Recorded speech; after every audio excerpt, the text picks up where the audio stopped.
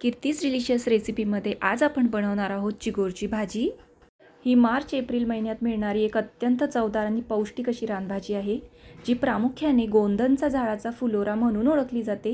ही भाजी आतड्यांची ताकद वाढवण्यासाठी गुणकारी मानली जाते आणि गावाकडे ती झुणका किंवा सुकी भाजी म्हणून आवडीने खाल्ली जाते।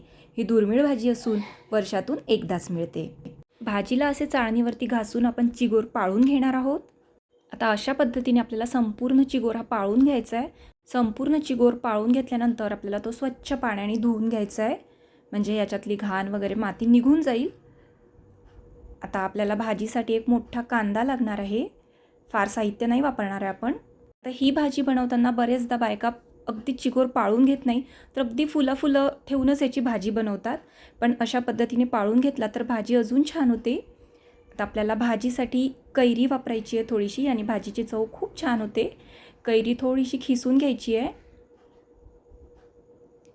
एवढी कैरी आपण साधारण खिसून घेतली। आता फोडणीसाठी मोहरी घालायची, जिरं घालायचं, नंतर खोडलेला लसूण घालून घ्यायचा। एक मोठा कांदा कापून घेतला होता आपण, कांदा घालून घ्यायचा। कांदा छान सोनेरी रंगावरती परतून घ्यायचा। त्यानंतर ह्याच्यामध्ये आपण किसून घेतलेली कैरी घालायची। कैरी छान मंद आचेवरती होऊ द्यायची। आता ह्याच्यामध्ये तिखट, हळद आणि चवीनुसार मीठ घालून घ्यायचं। मस्त फ्राय करून घ्यायचं आणि आपण धुवून ठेवलेला चिगोर ह्याच्यामध्ये घालून घ्यायचा।